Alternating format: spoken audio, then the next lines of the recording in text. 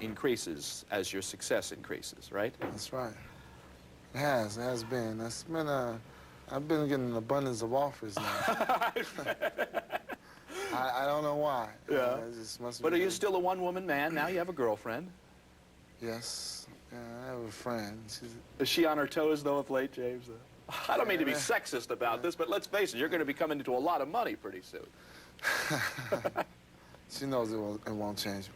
Now, this is the story that people had maybe heard about. You were in Las Vegas going to the Mirage to visit Steve Wynn, and you go to the casino, and you hit in a blackjack table a $100 win, a victory. You take the chip, and you give it to your girlfriend, and you said, hold on to this. Right. It just shows you, yeah, it just shows you that money doesn't affect you that much, even now. It's still a great deal of money. Yeah. No matter what, it's still a great deal of money to me. $100 meant a lot. Yeah. So I play with the money that I won. Yeah. But you know, people everywhere you go are saying, don't change, don't change. Yeah. In fact, you really can't change, basically, because the core of people will stay. You can't, you know, and then it's the lifestyle, the way I was raised. You know, my parents, you know, they instilled that in my brothers and I. You know, no matter how much success you have in life, you know, you got to stay the same. Be humble. You know, you can't go out and expect, you know, to just all of a sudden like you was born into it. You know, you were very appreciative of the blessings that you've been bestowed upon you, you know, so, no, I won't change. Yeah. Now, you went back to Columbus, and you continue to go back to Columbus. You're going back today, and you're going to live there. But last week, there was an ugly racial incident. Don King went back, he said, to help celebrate your dad's, Dynamite Douglas's, birthday. And more or less, or so, the Douglas camp says, tried to incite almost a riot. Almost tried to get a group of blacks in the audience angered at you, booing you, taunting you. How did that sit with you, that incident? I was amazed. I was really amazed. I couldn't believe the fact that, you know, they were out there, people I've never even seen before, you know, asked me, what was I going to do for the community? They can't seem to get a hold of me. You know, it's like they don't understand the magnitude of this thing that I've just won, you know, the magnitude of it. And then all of a sudden, Don King comes rushing to Columbus, like as if he's been there several times before, you know, and I was just amazed by the whole ordeal. Tried to pit blacks against a black. Right.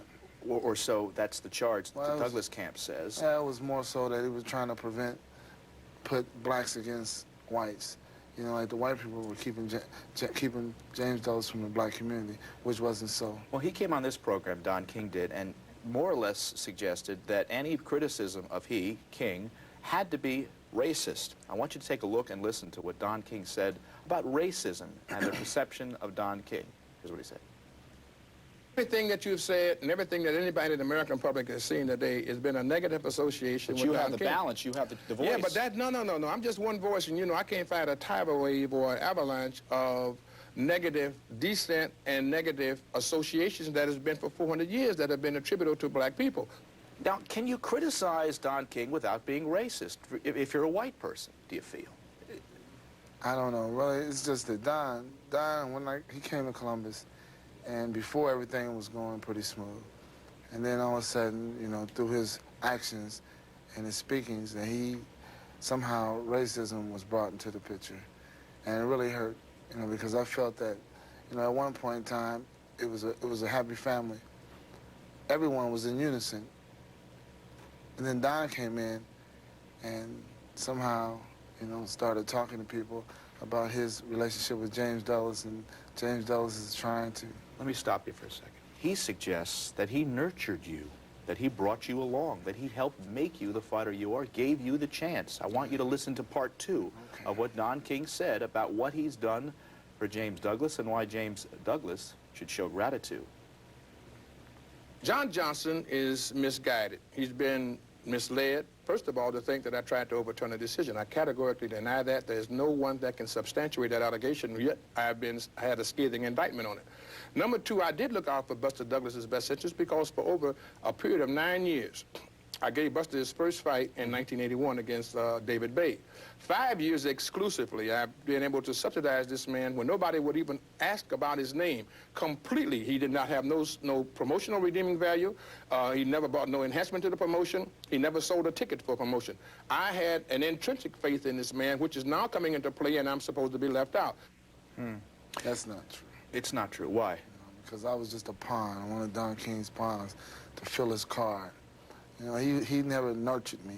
He put me on the card more so as an opponent aspect. Each fight, I was never dominant, or never was expected to come out the victor.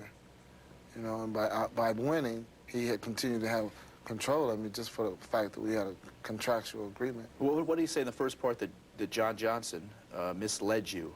That we have a picture of John, of course. John is the man behind Buster Douglas, that he has misled you. What do you think he meant by that? Why do you think he feels that John has misled you? I don't know. I can't understand. The reason why he may say that John has misled me is because John's been telling me the truth. He's straight up with me. You know, it's misleading. If that's misleading, then it's misleading. They go to court 1 week from today, and it really begins the whole process, and we'll find out what the real fight will be like 1 week from today. We're going to come back with James Buster Douglas, and we'll talk about Evander Holyfield, the future. We'll also hear from Holyfield and what he thinks that will happen with this fight upcoming. James Buster Douglas, heavyweight champion of the world, our guest after this. James Buster Douglas on our 2000th show here on Sportslip. A couple of people who are very interested parties about what's going to happen. Let's start with Bob Arum, first of all. Bob Arum originally contended that King broke his contract by trying to question the fight, and then turned around when it became apparent to Arum that he wouldn't be able to promote you with Steve Wynn, said King's contract is valid. What is Bob Arum trying to say right now? What's his position in this whole thing? I have no idea. You know, Bob at one time was under the impression that he was going to have some dealings with James Douglas, and as you see, that he was all for James Douglas, saying the King had nothing to do with James Douglas. And then once he found out that he was out, he changed the story. So, I mean, it kind of speaks for itself. Now, Arum says that Steve Wynn has way overbid for James Douglas to the tune of $60 million. Here's Steve Wynn, the owner of the Mirage Resort. And he also says that Steve Wynn is $900 million in debt and would be in big trouble if he put his money up for James Douglas. That's pretty funny, because everything that I see, he's a guy still building. You know, he's adding on to his hotel, which is a beautiful hotel. And from my estimation, it's thriving well. You know, so these are all allegations. So about Kevin Rooney for a second, the man who used to train Mike Tyson. It's his contention that becoming the champion, you becoming the champion, makes you a better fighter. Your self-perception is increased. I want you to listen to what Kevin Rooney had to say about what happens to James Douglas once he becomes the champion. Now, it depends what he does. If he trains hard and he gets in and fights, he'll be a better fighter. What I said at one point was I would like the opportunity to train Mike again for the rematch with Douglas. I think if Mike would listen to me like he used to do, then he would beat him. Well, before we talk about Tyson and what would happen in the other fight, the first part of that was if he trains, he can become a better fighter. Have you had a lot of time in the gym of late because of all of these? I haven't really had much time in the gym. Does that concern you? No, I stay on the road. You know, my weight is down. My weight is good. You know, I feel good. You know, he's right. You know, I've achieved the ultimate dream. You know, now I want to hold on to it until I say so. So, you know, I feel great about the way everything is going. If all things go in your favor and you are able to fight Evander Holyfield, that would come sometime September, maybe September 20th, that's the projection, you versus Holyfield. We had Evander on, as a matter of fact, last week, talking about the prospects of fighting James Douglas. Take a look at the #1 challenger right now, Evander Holyfield, is what he said. Well, that could hurt him pretty bad if he forget what got him there, and what's got him there being in the ring and being successful. Now, if you let, I guess, all the fame go to your head and you get your priorities all lined up wrong, then it could affect him real bad, cause him to lose the title in the next fight. He said that could affect you, all the fame and notoriety. Yeah, it could. But I'm too strong of a man for that, mentally. Incidentally, he hasn't fought in well over a year, too. The long layoff is going to be a big factor for him, too. Well, I've had layoffs before and came back and fought great fights. It won't have any effect on James Douglas, none whatsoever. And you'll see that September 20th. If you get that fight September 20th. Yeah. James, I want you to take a look at another James. This is James Lampley, Jim Lampley, the HBO broadcaster, talking about what you have to do, and is it possible to pull off the double upset when he gets the shot at Tyson. Upset. Here's what he said. I don't think it's out of the question. The weapons that worked for Douglas Saturday night will still be there in his arsenal when Tyson enters the ring against him again. It is certainly not out of the question. Now, that surprised you, made you laugh a little bit, too, because you kind of thought that he was dogging you a little bit, right? No, I was just surprised, you know. Jim makes me laugh. I like Jim. He's a nice guy. I haven't met him personally, but, you know, watching him on television, you know, he makes me laugh. He's a funny guy. Now, you take a look, but you haven't seen the tape, or so John Johnson says, too many times. Maybe you've seen it more than he has. But when you take a look back at that night in Tokyo, what are you most impressed with in terms of what you were able to do? The way I was able to just stay relaxed and keep everything in focus.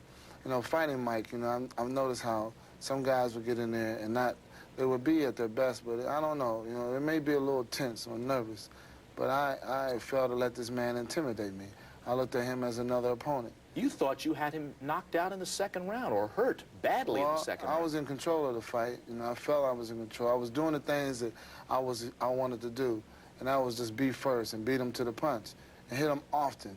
You know, the main thing I was trying to do was hit Mike, because I felt that, you know, no one hit him. When they did hit him, they would just sit back and just be in awe, like they didn't really upset him. You know, they would get tense. But my whole point was just to continue to hit Mike. Yeah. I mean, show him that he was in there fighting a man.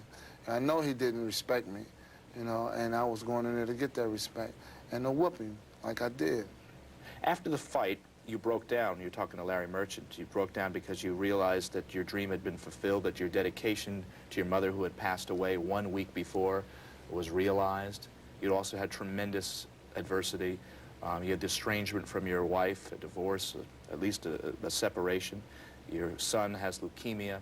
What does adversity teach you about yourself? Well, it can either make you or break you. You know, John always said that early in my career, when we first had gotten together, you know, it was like I had no career. You know, my career was really in shambles. And he said adversity can make you or break you. It can make you stronger, or it can defeat you if you let it. You know, by letting it get to you to where you just can't go on anymore. But you just got to suck it up and continue. You know, it's eerie to listen to you now. It's eerie because I remember talking to Mike Tyson on the show for the very first time. He said something just like that. Adversity can make you or break you. And he said, you know what? Fear is my friend. I want to make fear work for me. Can you relate to what he said, Mike? Well, fear, yes. And that's something that, you know, you get nervous. I don't call it fear. I call it nervousness. You know, you're really nervous in the beginning. When you're in the locker room, you're laying back thinking about the things that's going to go on during the fight. You know, and tend to so much the negative comes in. You know, what if it's not going right for you? But you don't dwell on it so much, but you accept the fact that it may not go your way. It's just something like preparing yourself for both sides, but you just don't dwell on the fact that, well, I'm going to go out here and get killed. You know, that's negative. He was 29-4 the night he went to the ring in Tokyo. And the thing about James Douglas is he was no Rocky in some circles. In fact, the IBF circle, he was the #1 contender. We'll come back and talk more with champion of the world, James Buster Douglas, after this. Accommodations provided by Westin Hotels and Resorts. In Century City, the Century Plaza. Finest in luxury, service, and style. Ideal for discerning business and pleasure travelers. The Century Plaza Hotel and Tower. As I sort of make this funny, but your wife, your first wife who left you, she left you. Now she's having some second thoughts, right? Yeah. Yeah, she's having second thoughts. Did she pick up the phone and she said, maybe I made a mistake, huh? Yeah. What about that? How do you know who to trust anymore? What money doesn't enter into everyone's mind? Well, it's just the people that were there before it all happened. You know, you just got to remember. Yeah. And it's not easy because it's easy, actually, because there wasn't a lot of people there. Your dad was there, Bill Douglas, middleweight contender, #5, I think was his highest ranking in the 60s. And you had a verbal argument, and you guys went your separate ways. Is there a great regret? Were you able to mend any fences of late, the two of you? There's Bill. Yeah, and I think the first year was the roughest. you know, because he was just very protective of James Dallas. He knows a cesspool of sharks out there was waiting to swallow guys up, you know, eat guys up and use them. You know, he didn't want me to get involved in that because there was a lot of things that happened throughout his career to where he was used. But things are good now, right? Yeah, they're good. You know, we continue to talk, you know, and we go over strategies, you know, how to go after the guy. He wants to see where my mind is before a fight. We'll talk, you know. Before we go, you know, success, fame, money doesn't necessarily make you a better person. And I think everybody in their heart of hearts wants to be a better person in life. Right. How are you going to try to become a better person as the champion of the world? Now, you know, I had just a small audience of, you know, youths in the neighborhood that were listening to James Dallas, that knew me. But now it has expanded. And that's great for me because I'm able to reach out and contact a lot of people, a lot of youths, you know, where now they see that, you know, by doing the right things, working hard, and being the best person that you can be, that it can pay off in the end. It's all about hard work and heart. And you showed it, and you've showed it of late in the last couple of months, too, what it all means and how it all can pay off. We want to wish you the best of luck, first of all, in this court dealings with Mr. King. We hope that however it's settled, for everybody, really, truly, I think we'd like to see it that way. We want to wish you the best of luck in the future, James. I'd like to congratulate you on your 2000 Thanks, show. Appreciate it. Nice. We'll come back in just a few moments. Howard Rosenberg joins us. We'll talk about the sacking of Brent Musburger at CBS. It's after this.